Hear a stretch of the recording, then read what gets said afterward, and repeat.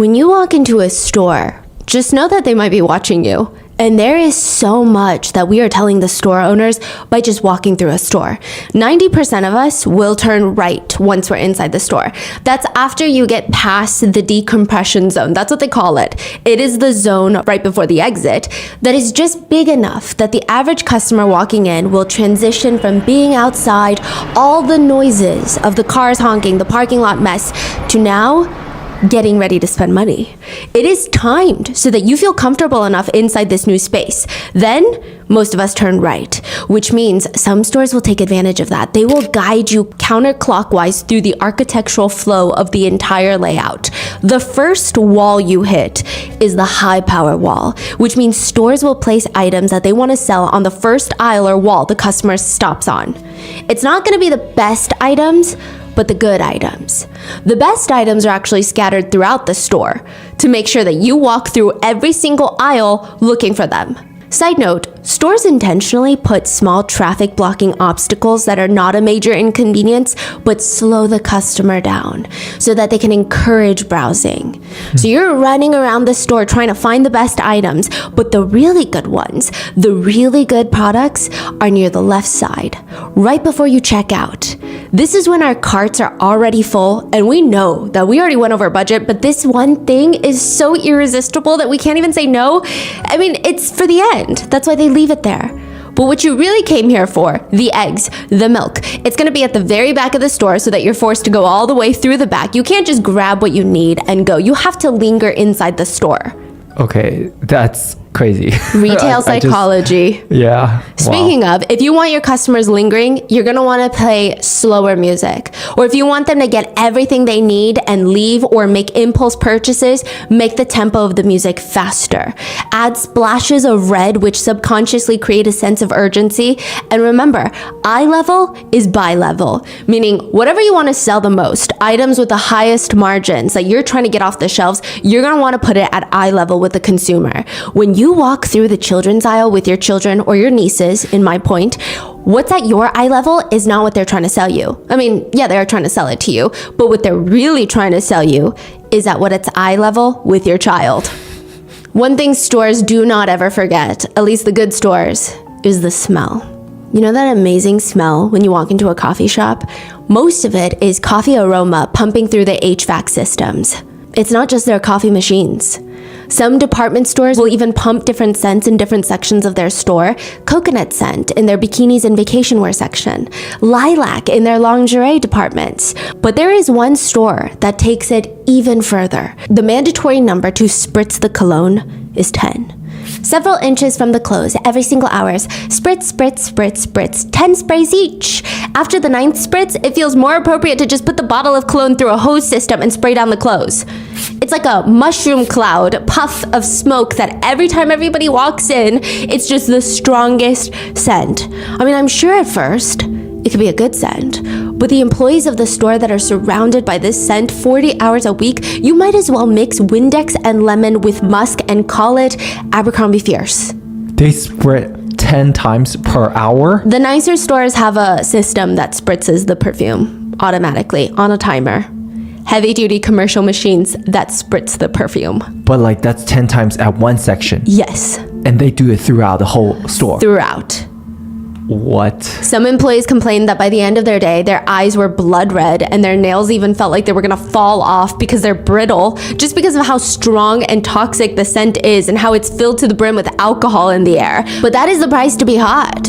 That and a button-down shirt that's supposed to be worn with 3 buttons open, skinny jeans that are cuffed at 1.25 inches, and hairstyles that are supposed to be kept natural and well kept. That is the price of hot.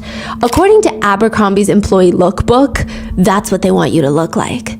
The store is fascinating. I mean, they're no longer like this, but back then they were known in the mall for having 2 shirtless guys standing outside the door trying to, I guess, telepathically convince you to come in through their abs.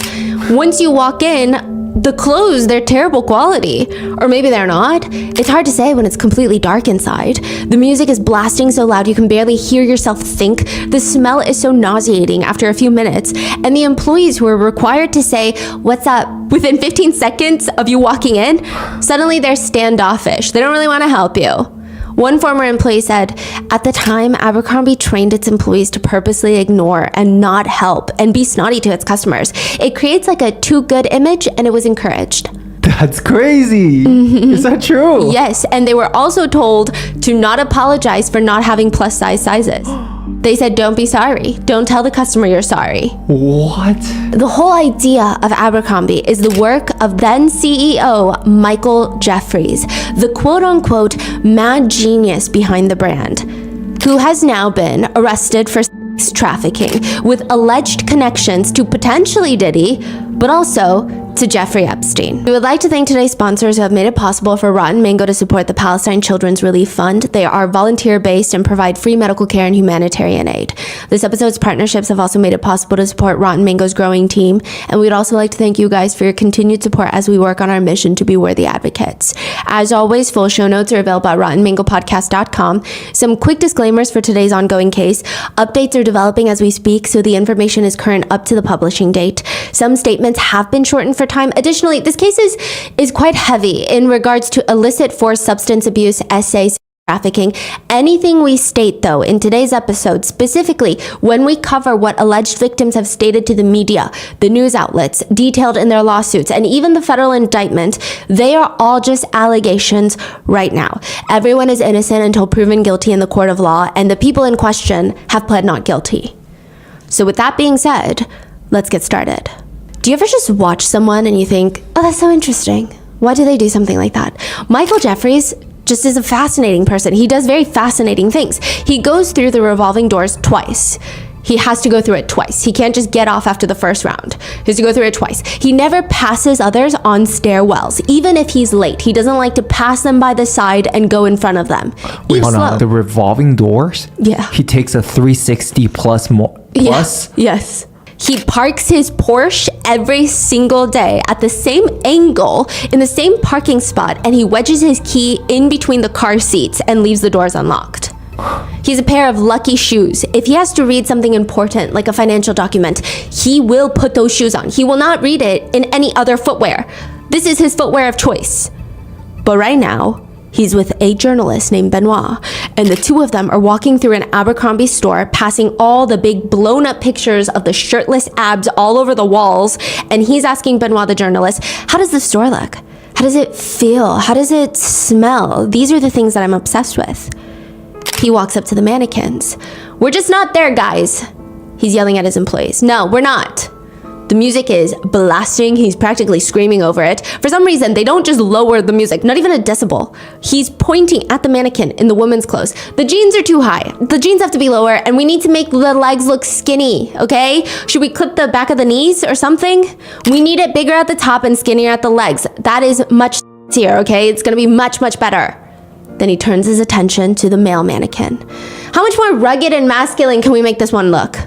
A bunch of assistants run over. Make the jeans look a little bit bigger in the leg, you know? Good. Oh, that's good, that's good. He looks cooler now. He's got more attitude. That's what we're looking for, more attitude. And look at this. Look at this. We need to fix this guy's package. Someone come stuff him. He's talking about that package. You're talking about mannequin? Yeah. A female assistant runs over to try and poof up the private area of that mannequin. Now lower the pants some more. The pants need to be much, much lower. Get them as low as we can without them falling off. We don't want him looking like some old guy. It's not really something you would do in front of a customer, but there's no customers coming into the store because this is not a real Abercrombie store.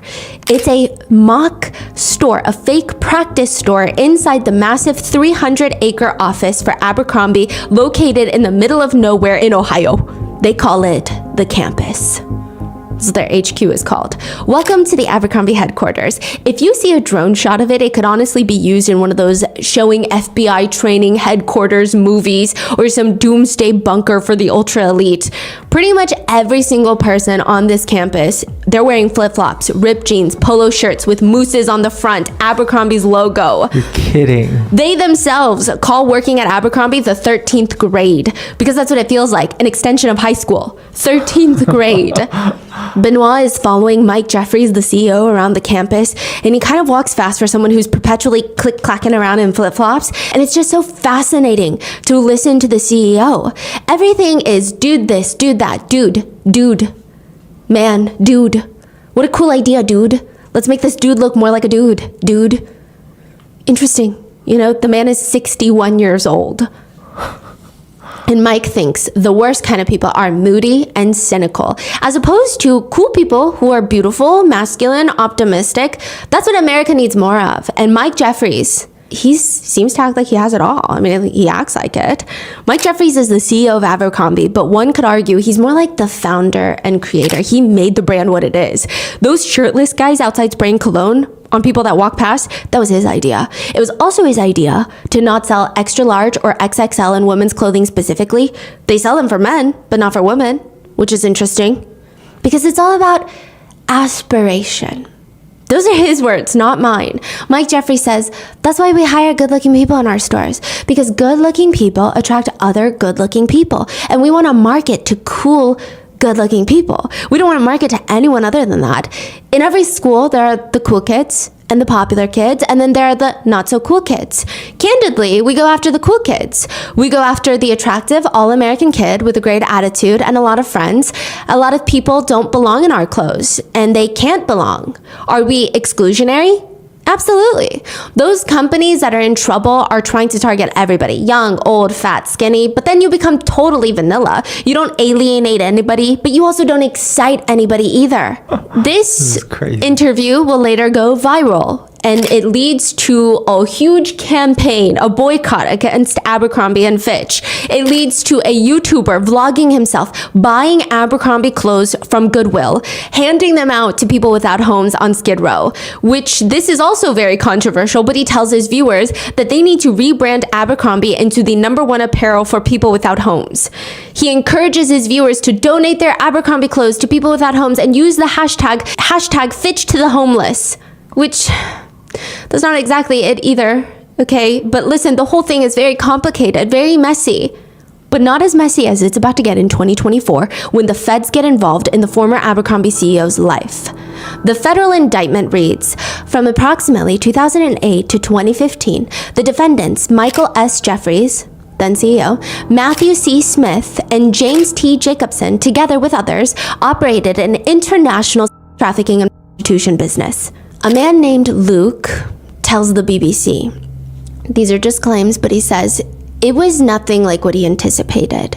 He had walked in, and it's, of course, a dimly lit room with those giant photos of shirtless guys all over the walls, and everything is dark. And in the middle, there's a group of assistants standing full head to toe in Abercrombie uniforms, the forever recognizable polo shirt, blue jeans, flip-flops, just casually folding clothes on a table. The only thing missing is likely that strong scent of cologne. Abercrombie Fierce, they call it. Luke was called by the supposed executive assistant of Mike Jeffries, the former CEO, to come in for a photo shoot. Except this is not an Abercrombie store. It's also not the mock store. It's not the practice store. According to Luke, this is a hotel suite that has been outfitted to look exactly like an Abercrombie store. According to Luke's allegations, again, these are just allegations, but those quote-unquote assistants that are folding clothes keep encouraging him to pretend to be a shirtless greeter at the front of the store, like role play. Just do it. They allegedly kept telling him. Now, I have two very important guests, and these are going to be customers that you need to impress and entertain because they're going to be buying a lot of clothes from you. Luke says in that moment, Mike Jeffries and a man named Matthew Smith come out from the corner of the room. He claims that they immediately start touching him.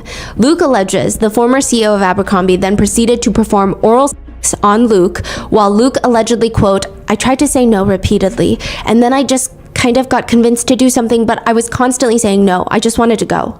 And you know when you pack your suitcase perfect for your trip, everything is stuffed to the brim and it works. It zips. But the second that zipper starts unraveling, everything starts coming out. Once this comes out, a string of allegations will start coming out against the former CEO of Abercrombie. One allegation is by John, fake name. He states that he was on a cruise, the Queen Mary 2, that sails from England to New York. He was there because Mike Jeffries asked him to be. And how do you say no to Mike Jeffries, who keeps trying to allegedly insert a, quote, bleeding finger into him? He thought this was a work opportunity to potentially be a model for Abercrombie. I was in the bed putting on a fake smile, crying on the inside. Here I am in the middle of the ocean, having this person 4 times my age in that position of power and influence belittle me to death and literally call me worthless simply because I said no to something. No to advances. In one lawsuit filed against Mike Jeffries, the former CEO of Abercrombie, the lawsuit alleges, this is separate from the federal indictment and still nonetheless an allegation. The lawsuit alleges, quote, at one point, a video circulated within the Abercrombie office which depicted Mike Jeffries sniffing what was believed to be cocaine off a man's penis. A line of cocaine off of a man's private part. I guess a bunch of employees were just circulating the video. It was a video. That's what the allegation is, yes. Okay. The prosecutors also alleged that the victims were as young as 19 years old, were often subjected to painful penis injections. They were allegedly told that it was liquid Viagra. The indictment reads, on more than one occasion, the defendants either directed others to or personally injected men in their with a prescription-grade erection-inducing substance for the purpose of causing the men to engage in acts in which they were otherwise physically incapable or unwilling, notwithstanding the fact that these injections were not medically injected and frequently caused the men to suffer painful physical reactions that lasted for several hours. Mike Jeffries and Matthew Smith employed their use to fulfill their own desires by causing men to submit to them. The indictment alleges, quote, these events, including amongst other things, anal intercourse, the insertion of large toys into the anus, and high-pressured enemas administered by inserting a hose into the anus. So an enema allegedly given through a high-pressured hose would not only be painful, but extremely dangerous. These are the allegations set forth in the federal indictment. It stated that these could potentially cause severe injury by tearing a hole in the rectum or the colon. It could cause damage to the intestinal lining. And it stated, quote, using a high-pressure hose for an enema would be extremely dangerous and should never be attempted. All these allegations are currently being handled by the Eastern District of New York, the same office that handled the Nixium cult case, not to be confused with the Southern District of New York. That is the office that is handling the Diddy case. The Eastern District of New York will be taking on former CEO Mike Jeffries, and they are not here to play. During a press conference for the arrest of Mike Jeffries, Mike's right-hand man Matthew Smith, and Mike's recruiter James Jacobson, the prosecutors state, to anyone who thinks they can exploit and coerce others by using the so-called casting couch system, this case should serve as a warning. Prepare to trade that couch for a bed in federal prison. Wow. Which is a very powerful statement, but it's also very intriguing. Because why now? That has been a question brought up by so many netizens. He was the CEO, he stepped down in 2014. Why now? And they have been busy drawing connections. Netizens are drawing connections between Mike Jeffries and a few other controversial figures, Diddy and Jeffrey Epstein. Some people think the timing of Mike Jeffries' arrest is interesting. He is arrested about a month after Diddy was arrested. The trafficking charge feels similar, and perhaps some of the allegations feel similar to netizens. Mike Jeffries would allegedly host these private events at his massive Hamptons mansion. Instead of it being filled with celebrities and wearing all white, allegedly he would invite over aspiring male models. He would invite them to his $30 million home, and the house staff that worked at this massive estate said it was very strange. Every Saturday between 11 to 6 p.m., they all had to leave. They're like, why do we have to leave? I feel like this is the day where we get the most work done. It was unspoken that this was Mike's playtime. That's what one of the former staffers said. Whoa. One alleged victim states that the house in the middle of nowhere in the Hamptons, all you hear is the ocean and seagulls. I mean, the homes are so big, neighbors are far apart, it's very secluded, and the house is clean. They said the house is too clean. He says, quote, like when I say clean, I mean like a hospital clean, like almost sterile. Another victim states of the Hamptons house party, I was told to undress into my underwear and I was given a glass of wine and was told that they're going to come chat with me, like an interview.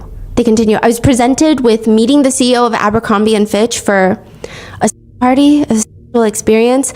There was never any real clarification of what was expected of me. It was just like, you can go there and do what you're comfortable with and let it be known in a roundabout way that the further you go, the better.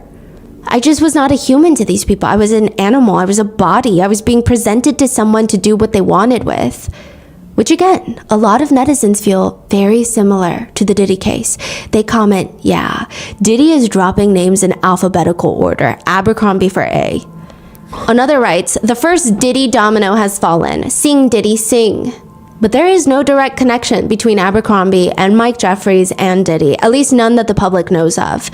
But there is an interesting, perhaps stronger connection between Mike Jeffries and a Jeffrey Epstein. Side note, we have a whole 2-part series on Epstein and Epstein's Island, but it's rather well known that Jeffrey Epstein and a man named Leslie Wexner were once very, very close.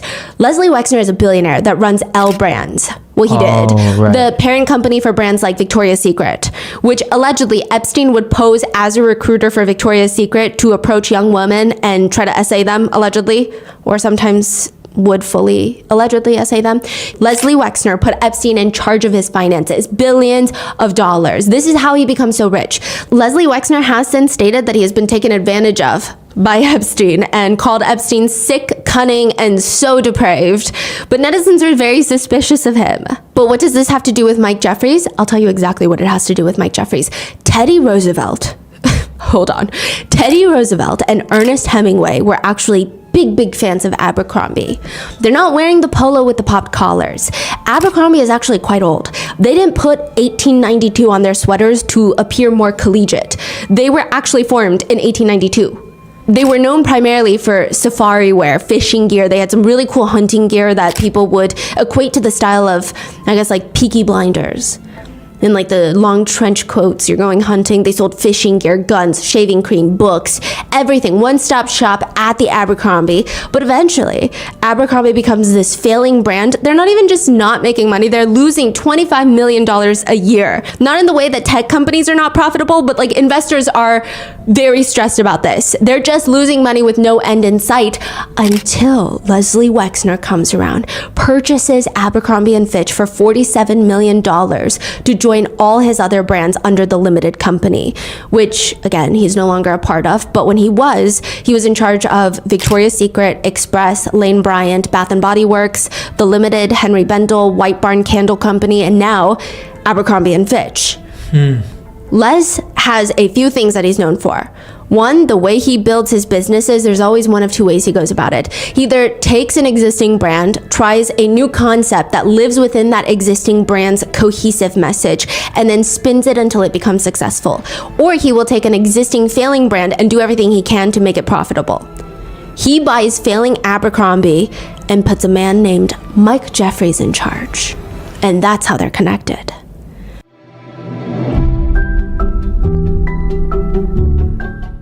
There are a lot of things that just kind of happen on a day-to-day basis that improve our lives tenfold and don't require much thought. They just kind of work so well, it feels like magic. Like Bluetooth, Wi-Fi. I cannot explain to you exactly how it works, but I know that I love it and I need it every single day. And one of the best things to improve my life tenfold, something that works so well, it's both literally and metaphorically magic, is Shopify. Shopify is the global commerce platform that helps you sell at every stage of your business, from the launch your online shop stage to the first real life store stage, all the way to, did we just hit 1 million orders stage? Shopify's there to help you grow. Whether you're selling scented soap or offering outdoor outfits, Shopify helps you sell everywhere. From their all-in-one e-commerce platform to their in-person POS system, wherever and whatever you're selling, Shopify's got you covered. Shopify helps you even turn browsers into buyers with the internet's best converting checkout, 36% better on average compared to other leading e-commerce platforms, and sell more with less effort thanks to their actual Shopify Magic, your AI-powered all-star. My favorite part about Shopify, if you haven't already guessed, is Shopify Magic. First of all, it's free for every Shopify seller. It generates instant FAQ answers, crafts blog posts, product descriptions, and so much more. And there is a reason that Shopify powers 10% of all e-commerce in the US, and Shopify is the global force behind Allbirds, Rothy's, Brooklinen, and millions of other entrepreneurs of every size across 175 countries. Plus, Shopify's award-winning help is there to support your success every step of the way, because businesses that grow with Shopify. Sign up for a $1 per month trial period at shopify.com/rotten, all lowercase. Go to shopify.com/rotten now to grow your business no matter what stage you're in. Shopify.com/rotten.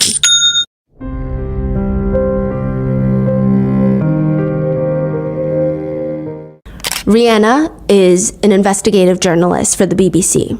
This was several years ago. She actually broke this case. She was the one that kickstarted the federal investigation. Back in 2021, she's scrolling on Instagram when she sees this discourse happening between male models about feeling ignored during the Me Too movement. One model writes, "We've seen it happen with hashtag Me Too. How about hashtag us too?" Interesting. She immediately tries to get in contact with the male model that posts that because perhaps she could help share the story. I mean, what story does he have? After an hour of talking, the male model, Barrett, opens up and tells her, "It was the darkest experience I've ever dealt with. They had someone come and shave me, like my whole body, because that's how they like the boys." I was butt-ass naked as I was being asked for my ID and to sign this non-disclosure agreement. Rihanna is like, who the hell is he talking about? The CEO of Abercrombie, the one that made $70 million in a year. 70 million. He tells her that he thought he was going to get scouted as an Abercrombie and Fitch model. Instead, he ends up SA'd. But he's not the only one. It's like a whole operation, and it all starts with the man with no nose. Another alleged victim of then CEO of Abercrombie states he explained that he has no nose or no skin on his nose because he had a plastic surgery mishap with his nose and it collapsed and it had to be removed completely. He chooses to wear this snakeskin patch, like a leather patch where his nose once was. He kind of looks like Voldemort. They were all told, you go meet with Mr. No Nose first before you can meet the CEO of Abercrombie. He's the gatekeeper. This would start a 3-year hunt to look for the man without the skin on his nose. And when Rihanna finally finds him 2 years later, she manages to track down the man with no nose, tracks him all the way down to his front door step. Knock, knock. The door slowly creaks open, and here he is on the porch steps with his head in his hands, and he tells Rihanna, the reporter, "I promise I'll tell you everything if you leave my name out of it." The name everyone cares about in the fashion industry, or at least at one point, was Mike Jeffries. The one that turned a random fishing brand into the only thing that teenagers want to wear and spend $60 on a polo shirt on, or at least convince their parents to buy them a $60 hoodie. I mean, he didn't just do that with Abercrombie and Fitch either. He created Abercrombie for kids, for little 5-year-olds to wear Abercrombie. The regular Abercrombie for middle schoolers. High schoolers, there's Hollister, the tiny bit less expensive brand that sells the California dream. There's a lot of spin-off brands. This is how one journalist describes it. For the middle schoolers, there's Abercrombie. For high schoolers, there's Hollister. And quote, "It's a wildly popular surf-inspired look for energetic and outgoing girls and guys. Perfect choice for Midwestern teens that wish they lived in Laguna Beach, California." Then quote, "When those Hollister kids head off to college, the preppy and collegiate Abercrombie and Fitch is waiting for them." One psychologist said, "They are selling the most popular people in class, the quarterback and the head of the cheerleader. That's what they're actually selling." One former employee said they were required to say, "Hey, what's up?" to everyone that walked in. They write on Reddit, "You're required to say that tagline to anyone within 15 seconds of them entering the store. Hey, what's up?" That's the simplest one. One time they changed it to, "Hey, how's it going? Have you tried our jeans? They'll make you look like a star." Which naturally everyone in the store hated. But that is what Mike Jeffrey wanted, and what Mike Jeffrey wants, he gets. The first day one would start their job at Abercrombie, at least back then, it's likely they would have a big binder slapped down in front of them. What is this? Employee lookbook. If you flip to page 1, it reads, "Exhibiting the Abercrombie look is a tremendously important part of the A&F stores. We are selling an experience for our customer, an atmosphere that people want to experience over and over again. Our people in store are an inspiration to the customer.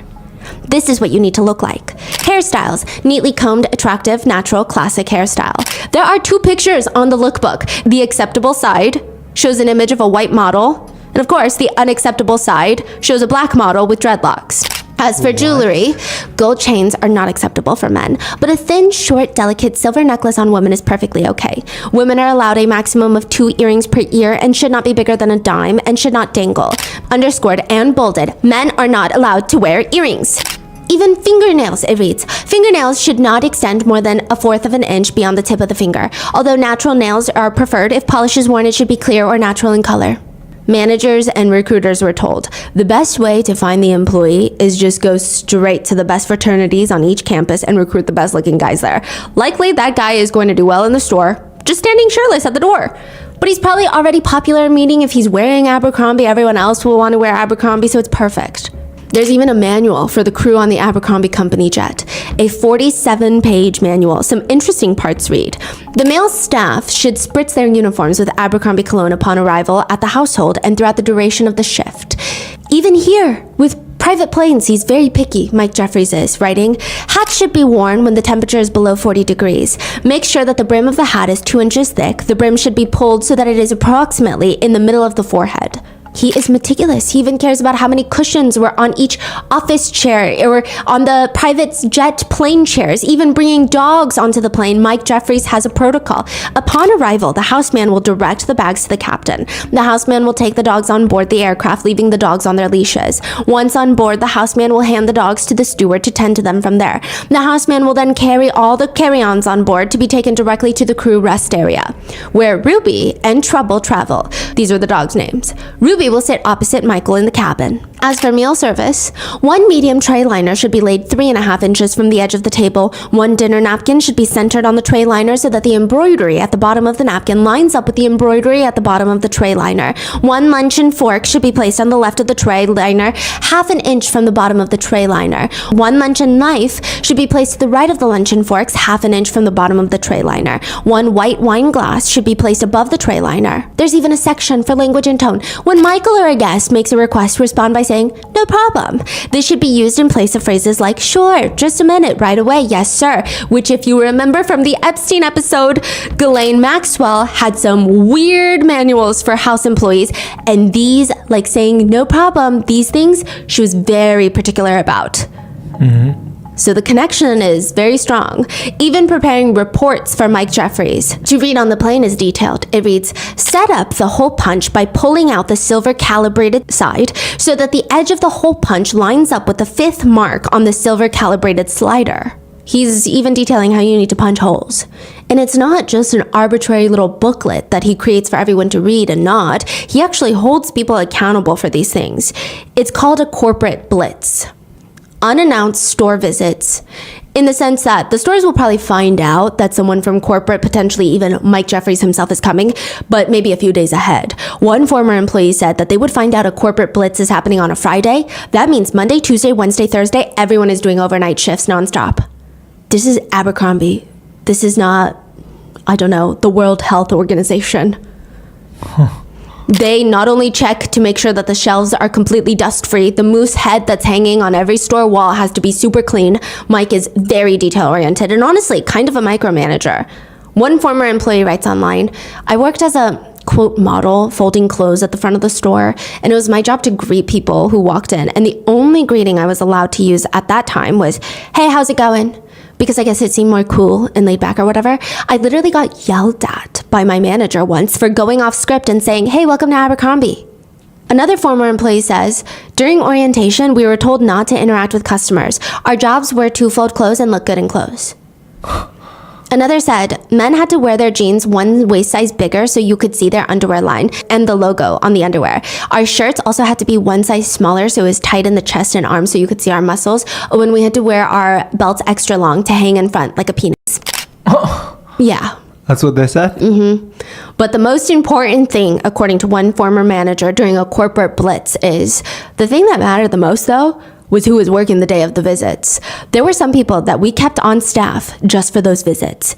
AKA, they have to go above and beyond the lookbook. The former manager said, it was never, "Hey, your store is not hitting the number," or doing this. It was, "You gotta get better looking people in here."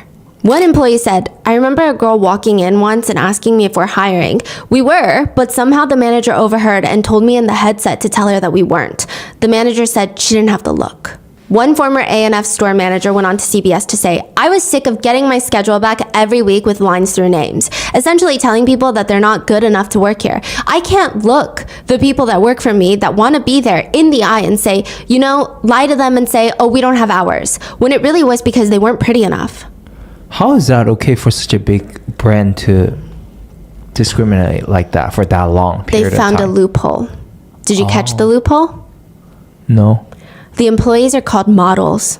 Oh, so they can judge based on looks, you're Yes. saying?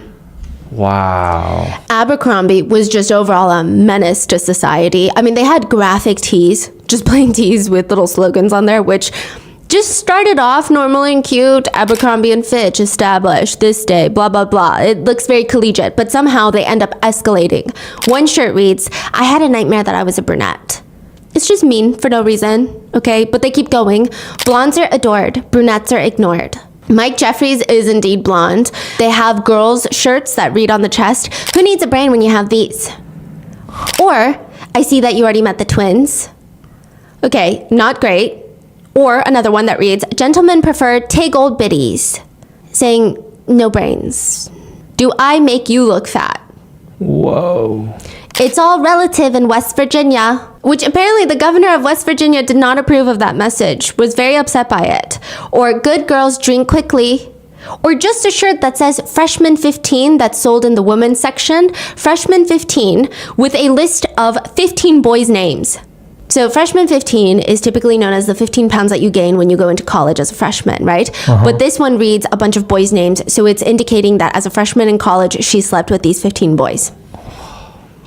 But it's not until they mess with the Swifties that they actually end up in a bit of a trouble with most of these shirts. They made a t-shirt that reads, more boyfriends than TS. TS for Taylor Swift.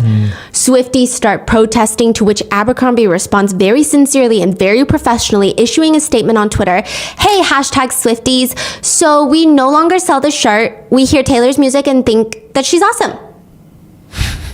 If you called the Abercrombie customer service line, you would hear the new updated message on the phone. Thank you for calling Abercrombie & Fitch Public Relations. If you are calling regarding the Taylor Swift t-shirt, please note that it is no longer available. Heinous, but it somehow gets worse. They start selling these t-shirts with a donkey wearing a sombrero and holding a taco in his hand.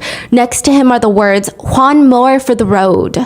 Then they release another shirt. It shows stereotypically racist caricatures of East Asians with slanted eyes, and the t-shirt reads, Wong Brothers Laundry Service. 2 Wongs can make it white. That is crazy. There were protests outside of Abercrombie after that. People were rightfully so pissed off. Asian Americans did not find this funny. This shirt would actually cause so much problems for the brand. People started protesting outside the stores, holding up posters reading, 2 Wongs don't make it white, but 2 Wongs can make a fight. Educate America on institutional racism. I'm not Asian, but I recognize racism when I see it. Which, side note, with all of this going on, SNL decides to be racist about it. Tina Fey, acting as a news reporter, states, the protest was nonviolent and orderly, but the same could not be said for the parking lot when they all went to drive home, saying Asians are bad at driving. In response to all of this, a spokesperson for Abercrombie said, we personally thought Asians would love this t-shirt. We are truly and deeply sorry for everyone that we've offended. We never single out any one group or poke fun at anyone. We poke fun at everybody, from women to flight attendants to baggage handlers to football coaches to Irish Americans to snow skiers. There's really no group that we haven't teased. Mike Jeffries says, we have a whole morals committee for t-shirts. Sometimes they're on vacation. Listen, do we sometimes go too far? Absolutely. But we push the envelope and we try to be funny and we try to stay authentic and relevant to our target customer. I really don't care what anyone other than our target customer thinks. One former employee guessed it's because controversy brings free publicity and the shirts are supposed to be cool, and what's cooler than something your parents don't want you to wear? Probably the more honest reason, though, is another former employee states, they kept making those graphic t-shirts because, quote, the kids loved wearing them, so we just kept making them, and they were cheap. You could sell tees for like an 85% markup. And I guess people wear them because they want to fit that image of the guys on the Abercrombie ads. Most of the pictures of all the shirtless guys laying down on the sand, showing off their armpits, they're known for their armpit ads.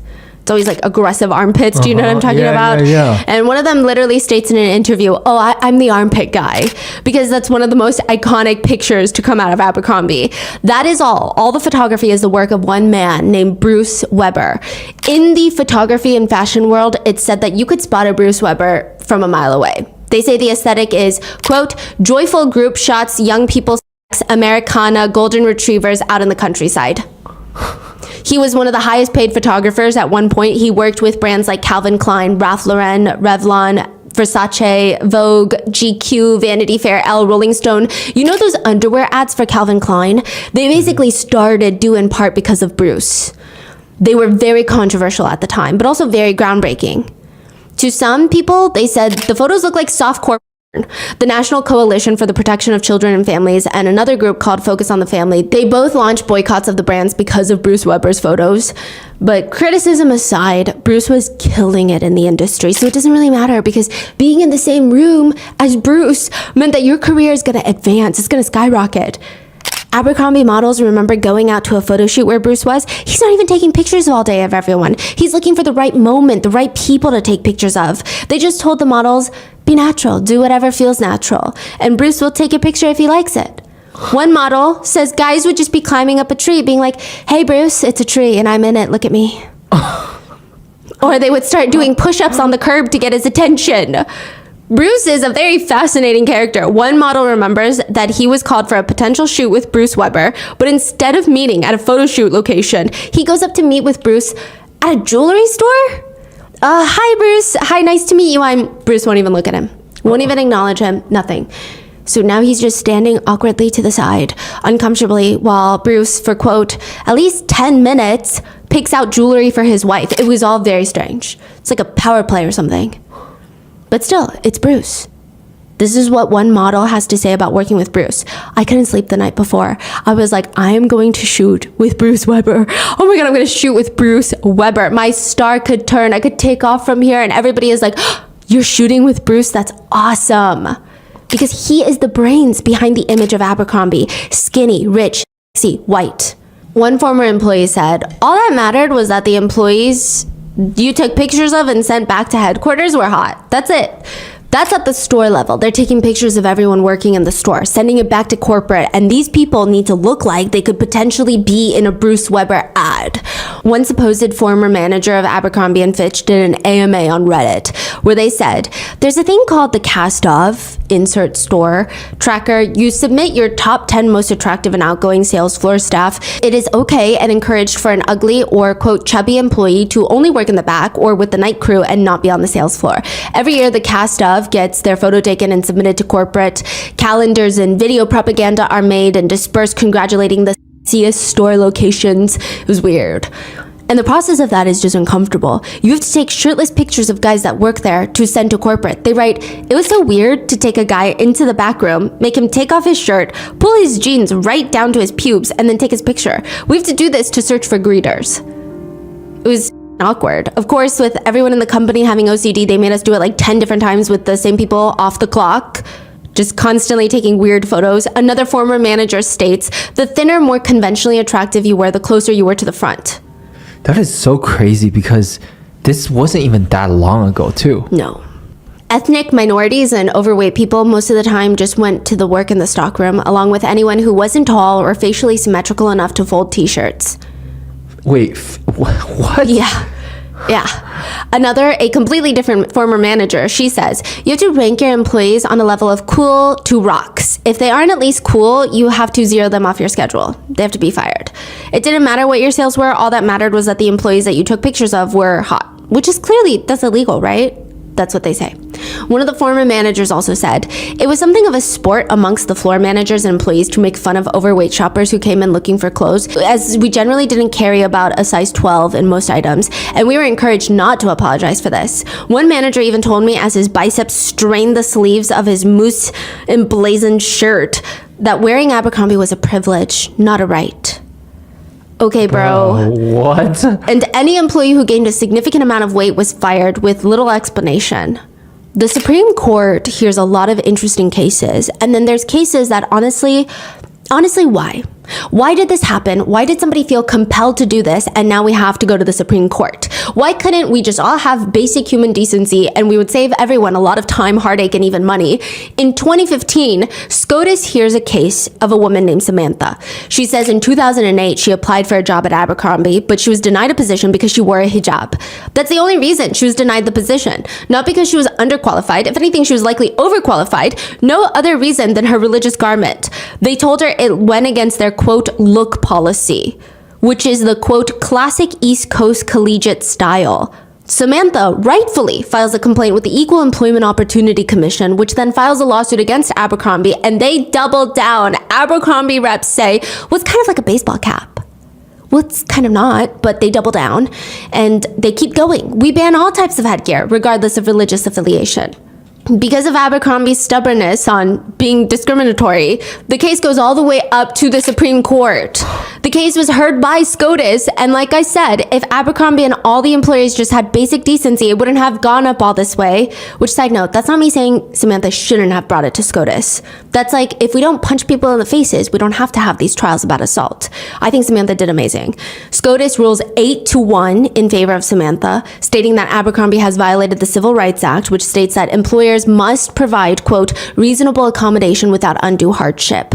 Which honestly, Samantha is amazing. She quite literally helped make the country better. But again, nobody had to do that and go through all this anxiety had Abercrombie just not been a bad person. And they were also just flat out racist to everyone. They're just discriminating. After a corporate blitz in Irvine, California, which is heavily an Asian community, they fired almost everyone in the store because they're Asians. Yeah. Wow. And they pointed at the white guy on the poster and said, you need to have more staff that looks like that. That's crazy because probably most customers are Asians Yes. too. Which is just outright corporate discrimination and racism. Another Asian employee said he asked the assistant manager about rehiring him because he does well for his job. He's qualified. Why can't he work his job? And the assistant manager allegedly straight up told him, my manager said we can't rehire you because we already have too many Filipinos working in the store. He said, I was like, are you serious? She looked pretty uncomfortable and was like, yeah.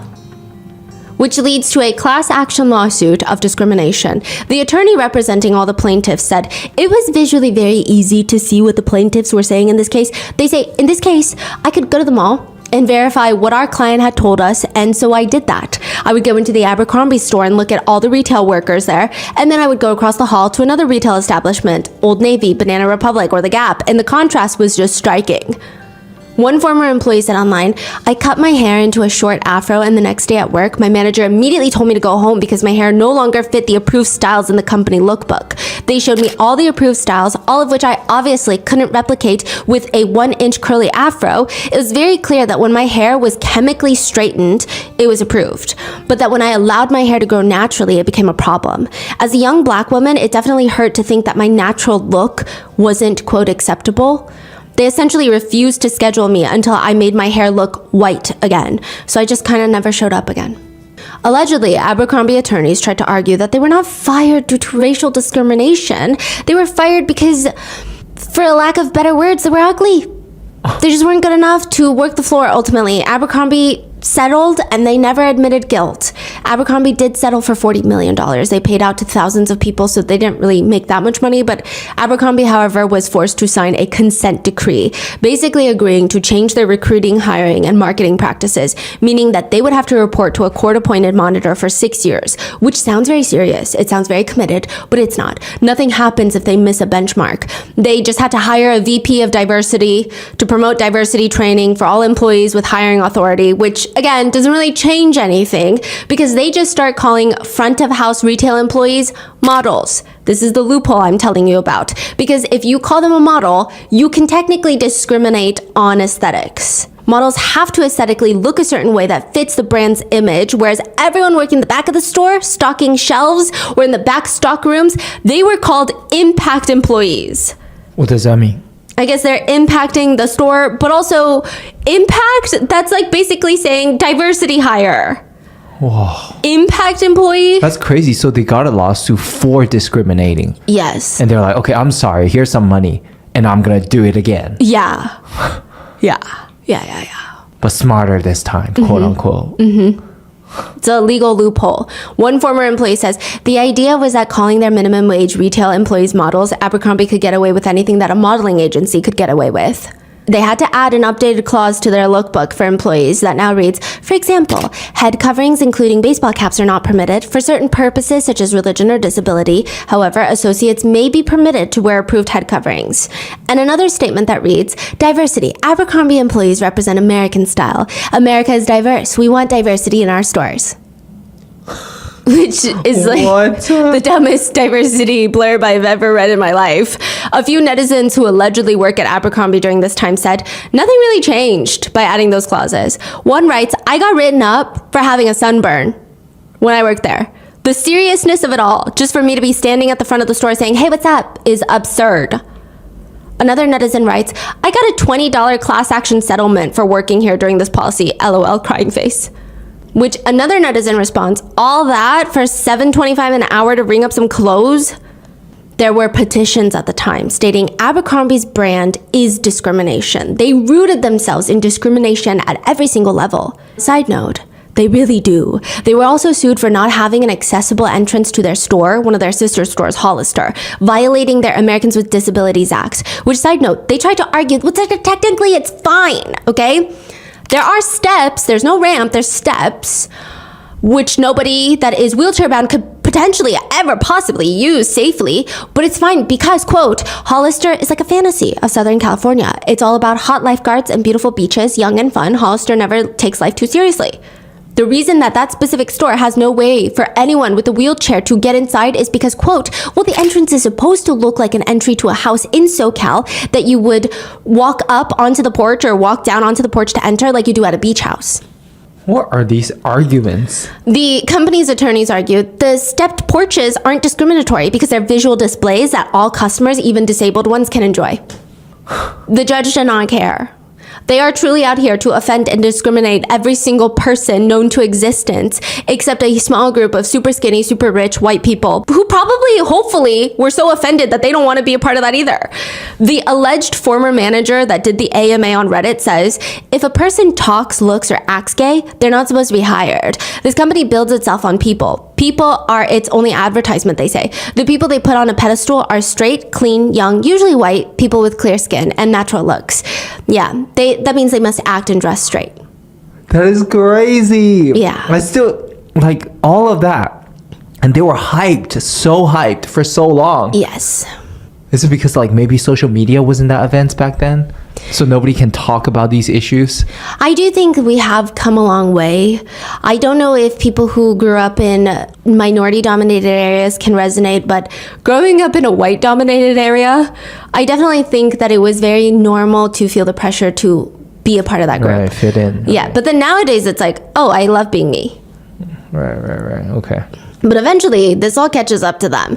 And the first to fall is Bruce Weber. Some say the main photographer for Abercrombie at the time, Bruce Weber, they don't call him Creepy Santa Claus for no reason. Those working with Abercrombie would later state and allege that there's something called being Bruceified. It's when a model gets a call to come to Bruce's hotel room privately to talk about future modeling opportunities. Or you go on a long walk with Bruce. You know when that person gets a call for a long walk, they're getting Bruceified.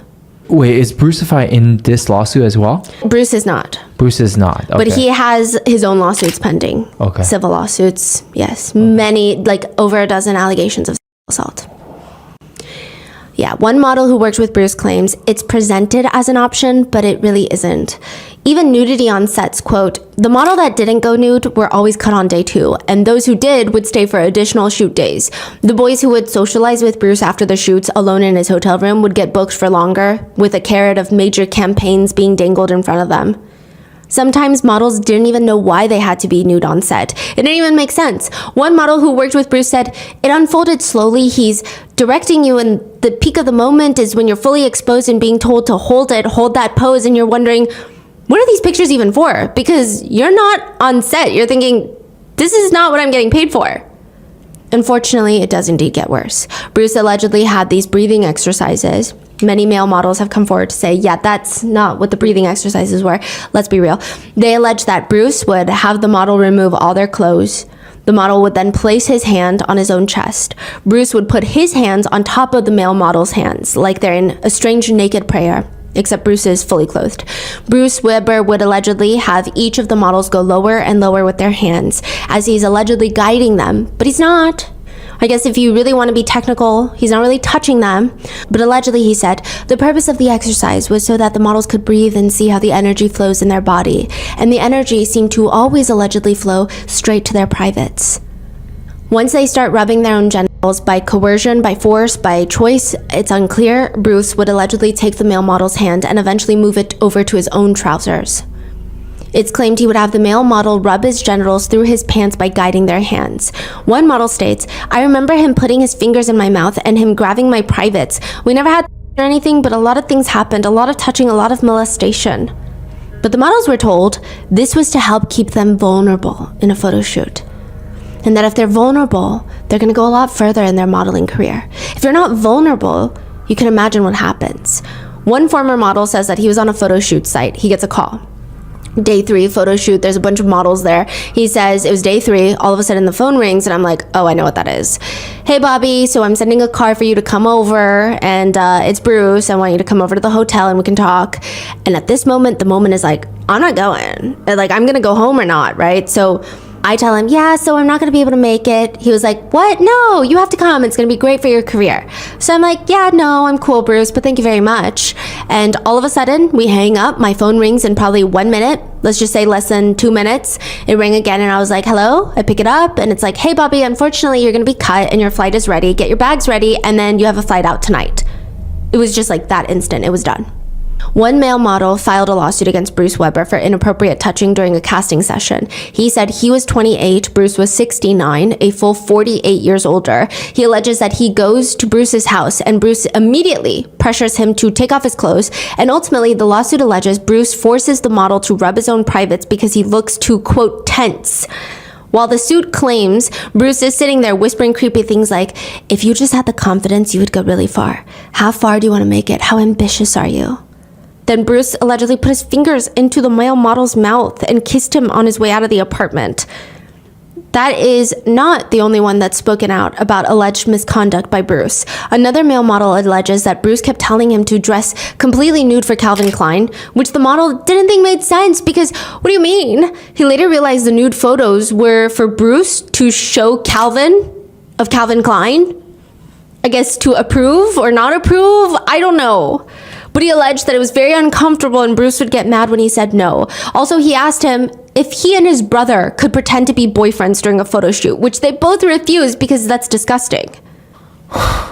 They claim that when they said no, they were subjected to verbal abuse, and they believe Bruce blacklisted them from the industry after that, which I'm not saying this as a fact. I would not be able to tell you that, but a female photographer, Jessie English, who spent a few years assisting famous male photographers, said, the attitude at the time on sets was insane. It was like this: if I need to touch you between your legs or grab your breasts so that you have the right look on your face, that's just the way it is.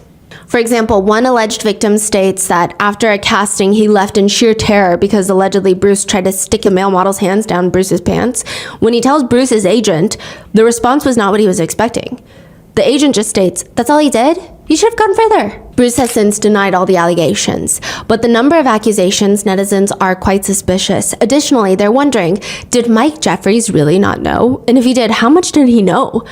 One former model states, and we can infer from his statement that Mike Jeffries allegedly knew it all. He says, it felt like they were always implementing a new step in the process at Abercrombie, like during the photo shoots. One of which was you had to go into like this tent that was closed off, and it was just Bruce Weber and Mike Jeffries in there. Literally, it was an interview to see if they liked your personality, who you were, and what you brought to the table. Yeah.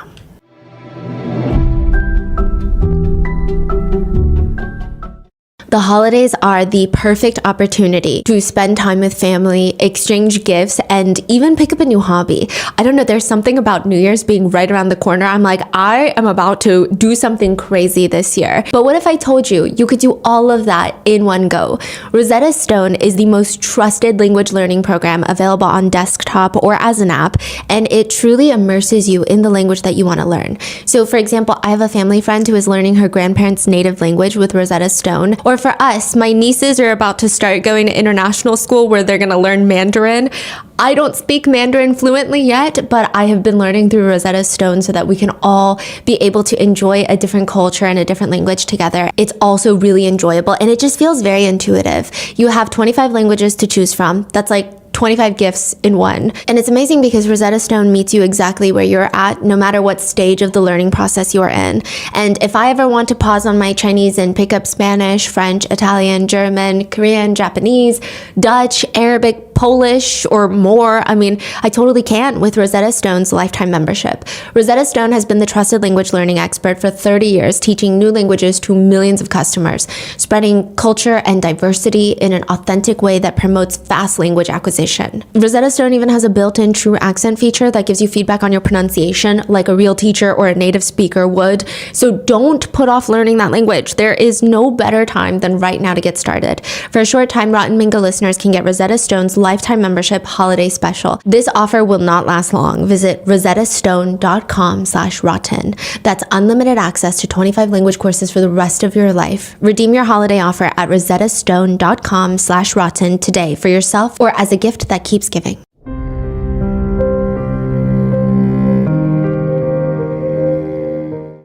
If you guys don't know, the namesake of this podcast is my dog, Mango. She's basically the light of my life, but she is not without her own vices. Her favorite is de-stuffing a toy that I just gave her, ripping off the eyes, ears of any stuffed animal, and then demanding another toy, which I do enable her, but how could you not? Thankfully, with Rakuten, I am able to shop for all my dog toys that Mango could ever possibly want on Chewy while saving money at the same time.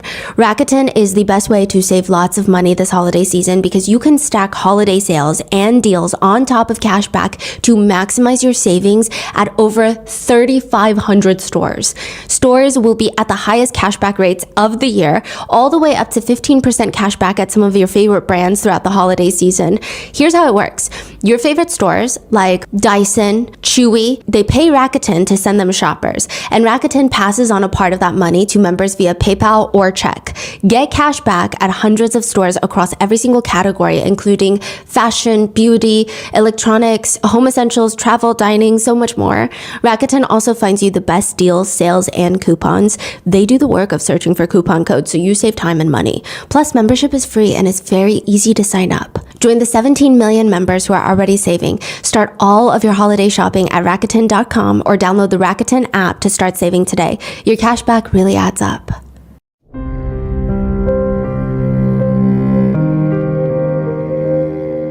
Mike Jeffries is not the first person to think of the so-called genius idea of selling clothes by advertising people with no clothes on, but he's probably one of the richest ones that thought of it. In 2006, profits for Abercrombie were hitting $2 billion. In a single year alone, Mike Jeffries was making around $71 million, making him one of the highest paid executives in the world at the time. One journalist describes Mike Jeffries as the Willy Wonka of the fashion industry. They state, quirky, perfectionist, control freak. One person says, you want to look at this guy? I mean, a lot of people say, look, he's weird. Certainly, he's probably insane, but he's also unbelievably brilliant and extremely driven. Another industry expert says, I think he is one of the greatest merchants in the United States. In fact, other merchants and designers and everybody, honestly, were trying to get in front of Mike to have him say, yes, this is sexy. That was the goal. People who worked directly with Mike Jeffries said he was tireless. The guy was very energetic and boisterous. He just never stopped working for the brand. Thinking about the brand, he would wear Abercrombie blue jeans, a navy blue polo shirt, leather flip-flops with a leather belt. He was an incredibly big personality. He would explode in a room. But is he a mad genius? Abercrombie's whole approach isn't particularly original. I'm not saying it doesn't work, but the brand is a mixture of two. It's a mixture of Calvin Klein and Ralph Lauren. Calvin Klein was one of the first brands to merge youth culture and sex. They're selling sex. Ralph Lauren is selling the all-American preppiness. So they merged the two. That's Mike Jeffries' great idea, I guess. Word association would be fraternity, boarding school, WASP, upper crust, preppy with money. One former employee would say, just aspirational enough, but not so expensive that it was out of reach. The fundamental idea is that fashion is selling us belonging, confidence, cool appeal. You know, in so many ways, the very last thing that it's selling is actually the garments. Abercrombie sold a dream. It was almost like your fantasy, like a young person's fantasy. Even the bags had the half-naked, ripped guys on there. Do you remember? In black and white, you would see people walking around the mall with those bags. Some girls would cut out those guys from the bag and post them on their lockers. Oh my God, yes. Or cover their textbooks with them. I mean, he is, at the end of the day, a pretty good marketer. He would have these posters in his office that had a line down the middle. This is what Abercrombie is. This is what it isn't. What Abercrombie is, the dog is a golden retriever. It is not a standard poodle. The Abercrombie college kid drives a Jeep. He does not drive a sedan. He would host little meetings around the fire pit to discuss how much money the company is making. The beginning years were around 165 million, then 235 million, then 335, 522, 816, and finally billions of dollars of sales per year. One retail marketing consultant said, it is one of the best examples of a brand that is incredibly focused and disciplined about its retail execution. It's very targeted, precise, executed, and nothing is left to chance. And obviously, it sells. Mike Jeffries says, I think what we represent is healthy. It's playful. It's not dark. It's not degrading. And it's not gay. And it's not straight. It's not black. And it's not white. It's not about labels that'd be cynical, and we're not cynical. It's all depicting this wonderful camaraderie, friendship, playfulness that exists in this generation and candidly does not exist in the older generation. But then, like, how did it all went downhill? Like, it was so hot back in the days, and then all of a sudden, Yes. it was gone. Oh yeah, okay, we're gonna get in there. Okay. They used to have this Abercrombie Quarterly magazine, which was just a picture book of very sexy photos. It said that in one quarterly, you could not see a sweater or a garment until page 122. Yeah, they just had a magazine. What does that mean? You don't see it until Everyone's naked until page 122. You might see one sweater. I see. An HR rep told an employee, I mean, you could write Abercrombie with dog shit on a baseball hat and sell it for $40. That's where we're at right now. It's awesome. Fascinatingly enough, Mike Jeffries' career was not doing great until Leslie Wexner hired him as the CEO of Abercrombie, which is interesting because it makes you wonder, why did he hire him then? The company that Mike Jeffries was CEO of was failing. Would you really want to make him a CEO of a company that you just purchased that is also failing? Unless there's another reason. Maybe you guys have a deep, deep friendship and connection or something. I'm not saying there is. I'm just saying it's very intriguing. Prior to Abercrombie, Mike Jeffries was the president of Alcott and Andrews. Positioned itself as an upscale professional clothing line for women. They were failing for a lot of reasons, and it's just fascinating. Why bring a failing president to take over a currently failing brand? Maybe he saw something special in Mike Jeffries. If you ask Mike Jeffries, he'll probably give you a very PR answer. Mike would say that it all started when he was 5 years old. He was growing up in LA, where his dad owned a party supply store. Mike was obsessed with organizing, reorganizing, designing the windows and the counters. He would scream at his parents, "We need another store. We need another store." I always wanted to expand and get bigger, and I would get off on saying, why do we do the fixtures like this? Why don't we do it this way? That totally turned me on. Seemingly, working at Abercrombie would be the best career choice of Mike Jeffries' life. Not for everybody else, but for him. He's selling meets the Ivy League. That's the vision. And they're bringing it all to the other sub-brands that Abercrombie creates. They start selling these little triangle push-up bras. That's what they called them. Push-up bikini tops. They're striped. They come in black, red, blue, just triangles and strings for $24.50.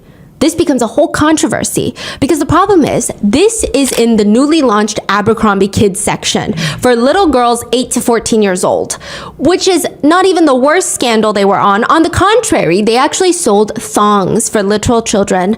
They had thongs and the phrases on there would say, "eye candy, wink, wink." Wow. What the hell is going on right now? Parents are upset. They're saying this gets young girls to think that about themselves in that way before it's even developmentally appropriate. To which Abercrombie released a statement saying, yeah, okay, we will take out the push-up part of the bikini, but you can still buy them. And the company responds, you think it's weird? You think it's weird that children wear stuff like this? You're weird. They state that the underwear was created with the intention of being lighthearted and cute. And if you think it's weird, then it's, quote, purely in the eye of the beholder. Mike Jeffries would even later say, that was a bunch of bullshit. People said we were cynical, that we were sexualizing little girls. But you know what? I still think those are cute underwear for little girls. And I think everybody who gets on a bandwagon about thongs for little girls is crazy. Just crazy. There's so much craziness about in this country. It's nuts. I can see getting upset about letting your girl hang out with a bunch of old pervs, but why would you let your girl hang out with a bunch of old pervs? Just such a weird response. One journalist writes about Mike Jeffries, and for a man obsessed with creating a sexy and emotional experience for his customers, he comes off as oddly sexual. He is touchy-feely with some of his employees, both male and female, but the touch is decidedly paternal. Mike Jeffries has a wife and a son. The son is full grown, and I believe he and his wife live separately. They're pretty separated because one person talking about Mike Jeffries said, when he ran Abercrombie, he always sold clothes to women and girls. But I think most people saw and responded to was the male image in the male form. And it appears that Mike Jeffries included, because it's a well-known secret that Mike Jeffries is gay. He has a blown-up torso of a man's abs hanging over his fireplace. Some people said, you just knew he was gay, and he sort of became a gay icon in the fashion world. Him and his partner, Matthew Smith. Matthew Smith is a very, very private person. There's probably a handful of pictures of him out there. Here's what the public does know about him. He is British. Interesting, right? Another Jeffrey Epstein connection, Ghislaine Maxwell. Perhaps 60 years old now. Mike Jeffries was 20 years older than him. He's kind of seen as Mike Jeffries' shadow. He doesn't actually work for Abercrombie, but he was very influential in every decision in the company, which is fascinating considering he's not an employee, executive, or a board member, but he allegedly held considerable power. He was involved in all the internal meetings. One former employee says, I can't think of a time where Mike went anywhere independently without Matthew. He was the one that allegedly created the manual for the executive Abercrombie jet, which included 40 pages of highly detailed instructions, including what kind of underwear aircraft staff should wear, which again, reminiscent of Ghislaine Maxwell. Which, side note, some employees were nervous about this. They said they were concerned because if Matthew Smith made a decision that would negatively impact the company, technically he would be cleared of responsibility. Aside from that, nobody really knew anything about Mike Jeffries and Matthew Smith in their private lives. They say if he has a life outside of work, it's not something people knew about. And they didn't until decades later when he and Matthew Smith, along with James Jacobson, the man with no nose, are arrested for trafficking. So where does Abercrombie fall? In 2001, a new Spider-Man movie with Tobey Maguire comes out. In the movie, there's this school bully. He's not even the villain of the movie. He's just a school bully. He's an obnoxious, dumb, loud jock, like a caricature. Interestingly enough, in every single scene, he's purposely dressed head to toe in Abercrombie. One former employee at Abercrombie said that's when he knew the brand was gonna fail. That's when he knew. Because that's not looking good. That's no longer a cool person. Really? However, one expert disagrees and believes that Twilight was the start of the downfall of Abercrombie. They said that after that movie, quote, pale, skinny hipsters were in trend, not beefcake dudes. Which is kind of a wild statement to make, but the point being, nobody cared for logos and branding anymore. In fact, wearing giant logos made you uncool, made you someone with no style, with your own personal taste. Bad quality probably didn't help either. One former employee said, we were forced to wear their leather sandals with no support or padding. Over time, employees' feet actually flattened. And then I hated wearing those tight pants or jeggings. They were so tight and you would get yeast infections and you can't move well enough to do your job. The dye on the jeans would actually make your legs turn blue if you wore them long enough. That's how the products were feeling, but they're asking for premium prices. On top of that, another former employee states, at some point, those kids that learned it wasn't cool to be bullied growing up, they grew up and they decided they didn't want to spend money at a place that made them feel bad. Exclusion just stopped being cool. There were these criticisms that Mike Jeffries is losing touch with keeping up with the customers' changing taste. He didn't lower prices at all during a recession. Abercrombie & Fitch no longer felt cool and exclusive. It just felt expensive. The brand was becoming, frankly, irrelevant, and shareholders were not happy that Mike Jeffries was leading the brand into irrelevancy, but was still paying himself $40 million a year. And I guess he could feel it, that he was going to get ousted because he just quits out of nowhere. After 22 years, he resigns. Nobody hears from him again. His 22-year reign of the company is over, and he's not even walking away empty-handed. He leaves with a $27 million retirement package. And now he is being charged with trafficking. There are civil suits filed against him as well, and it appears that he is going to be fighting all of them. He has pled not guilty, and I think likely the argument is going to be that everybody consented. What's so insidious about all of this is I believe there will be a lot of victim blaming coming from the defense on this one. During the BBC investigation, they reached out to Mike Jeffries for comment. His attorney said, Mike Jeffries is an 80-year-old man and retired. In the years past, he has chosen not to comment on media reports, documentaries, and stories of any kind as they relate to his personal life, and does not plan on doing so now. Since his arrest, his attorneys have kept the same tone, stating, we will respond in detail to the allegations when appropriate, but plan to do so in the courthouse, not in the media. Many of the male models feel like it's going to be a very uphill battle. Barrett, one of the victims, says, no one was forcing me there with chains and pushing me into a room and ripping my clothes off the way that we often think of sexual abuse and it being violent, right? I wish it was that simple to say no. Did I want to kiss Mike Jeffries? No. Did I want to engage in activities in front of him? No. Did I just want to leave? Yes. I think part of me disassociated. So yeah, I didn't say no, but I didn't say yes either. I didn't have control. This experience, I think it broke me. I think this stole any ounce of innocence that I had left. It mentally messed me up. But with the language I now have today, I can sit here and tell you that I was taken advantage of. Another victim states, on one hand, I guess I could have left at any point, right? There was nobody there with a gun to my head. But on the other hand, it was like, this guy is the gatekeeper, and he's telling me he has the keys. I was so scared. I just wanted it to be over. I was like, what do we do so that I can get this over with so that I can leave? Additionally, it's very hard for victims to come forward because they felt like it makes them look bad. One alleged victim states, there's an immense amount of shame associated with this idea that you're not a masculine man if you've been molested or taken advantage of by another man. One legal expert says it's very normal that many of the victims went back. It's extremely common. The reasons you normally see for returning is, one, I already did it. I did it. They broke me down. I have no self-worth anymore. I have no self-esteem. I feel worthless. Number two is the money. Okay, I got money. Sometimes they were paid like $2,500. I want to make sure I can justify what happened to me. And the third is the carrot. You've already come this far. You've already gone through something so terrible, but if you turn back now, you're not going to get the reward. You're not going to get the campaign. One male model turned journalist said, the industry grooms you for this kind of stuff. He says, you're told over and over and over again that if people don't want to have sex with you, how could you be a good male model? That means they don't find you beautiful, which means your whole career is kind of pointless because you're not a beautiful model. To the point where he says, I always wanted people to like me. I would almost get offended if they didn't want to have sex with me. That's how I got groomed. That's how it worked in my mind. I didn't even realize how bad it was until I got out. Wow. And when it happens, the models hate it. They don't want it, but they try to reason with themselves. One casting director states, models are treated like shit. Just because some model posed for an overly stylized picture, that doesn't mean he or she is who that picture is. It's a complete insult to anyone who has ever been put in a compromising position to say, anyone could have just walked away, gotten up. That is not true. One victim states, Jeffries was the kingpin. If it wasn't for him, none of this would have existed from what I can tell. It's alleged that this is what Mike Jeffries wanted. He was the king of the castle. Matthew Smith was the one coordinating all of it. And James Jacobson, the man without the nose, was like a recruiter, like a little recruiting agent. He never formally worked with Abercrombie. He was the intermediary. He would reach out to models and say, hey, you want to meet the CEO? But first, you got to meet me in a hotel room before I let you go meet them. And he will assay them too. Allegedly, yes. One alleged victim said, it flowed like a business would flow. It seemed very professional. I would wager that this involved a few hundred people, if not more, to coordinate all these fake casting calls, hotels, flights. In a lawsuit from the victims, they alleged the venture had everything a trafficking organization needed: funding, infrastructure, the appearance of legitimacy, and a complicit corporate institution.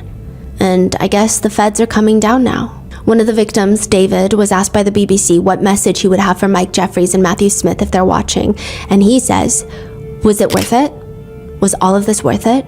Did you get what you needed? Do you remember me? Abercrombie, the company, has stated that they were not aware of the allegations of sexual misconduct and that their new leadership had transformed the company into, quote, values-driven organization that we are today. Some of the victims are not so certain. They believe there are allegations out there that Abercrombie, at least many of the employees knew, that there was some hush money paid out to some victims through Abercrombie's funds, but it's unclear. Side note, Abercrombie has shifted its brand imaging. They now sell women's sizes up to 32. When Mike was in charge, they did not go above a 10. And it's working. Interestingly enough, Abercrombie was doing really well last year in 2023. Their stock performed better than Nvidia in 2023. What? Yeah. No way. Fascinating. They were the top performing stock in the S&P 500 index for 2023. You're kidding me. I'm being so for real. What do you mean? Yeah, they performed better than Nvidia. So what happened? The store came back, just start killing it? They went viral with their sizing inclusivity and their new branding. They said that they were in a very interesting position because everybody already knew the name Abercrombie & Fitch, so they didn't need to bring awareness. They just needed campaigns to show the shift in branding. Wow. Yeah, it's very interesting. People say that they are intrigued to see how it shifts again because their target demographic right now, their main audience are millennials, and they wonder how that'll work to now include Gen Z into their marketing. Yeah. Mike Jeffries has pled not guilty, which means, like I said, there's going to be a trial.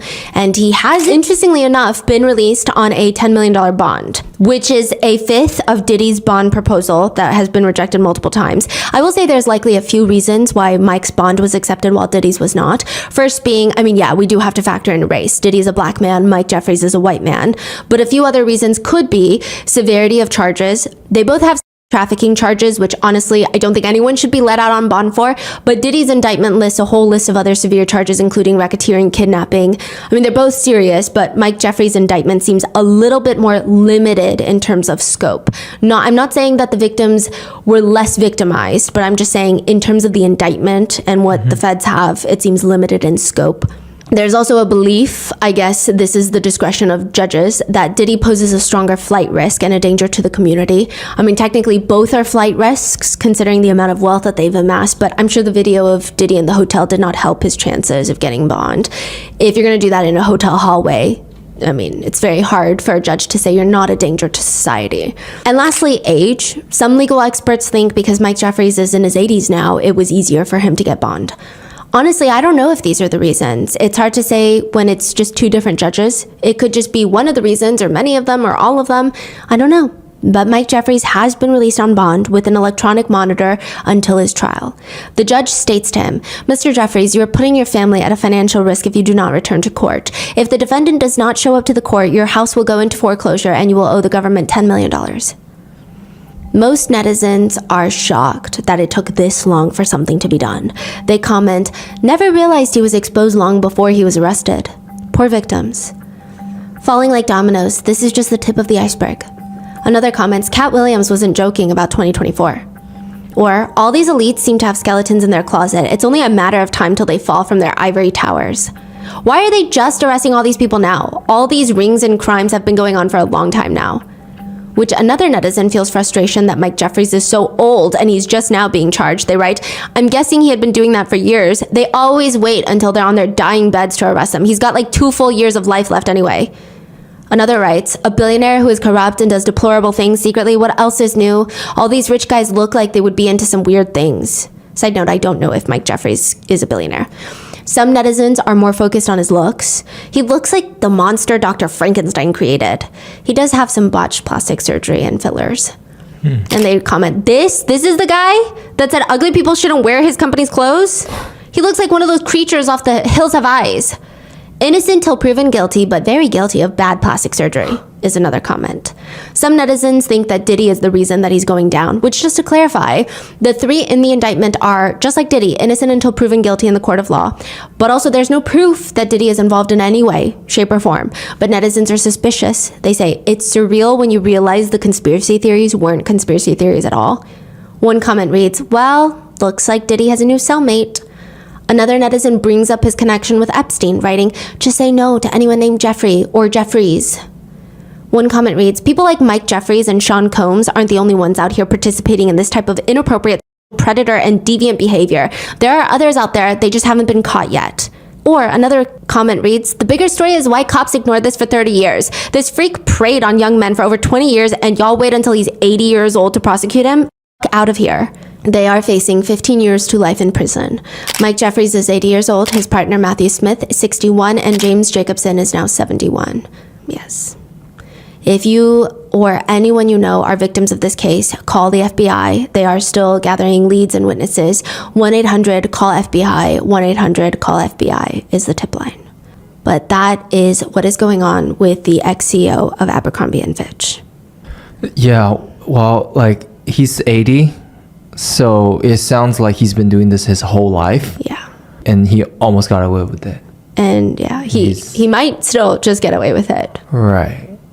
That is crazy. And then, like you said, like, if even one operation hundreds people know, that means in his whole life, like, how many people know? It just sounds like the whole industry is, they're so dark, and there's so much of these type of things going on. It just feels like Hollywood, the entertainment industry, the fashion industry, there's these reckonings that keep happening. And I don't know if anything's getting fixed. It doesn't seem like it. It just seems like you just wait until the next one falls, and then it becomes a whole conversation discourse of like, we can't let this happen. And then it just happens again until the next one. I mean, I don't know. I don't know what an alternative would be. Like, we're just all on the outside thinking, how can this not happen again? What are your thoughts? Leave it in the comments. And please stay safe, and I will see you in the next one.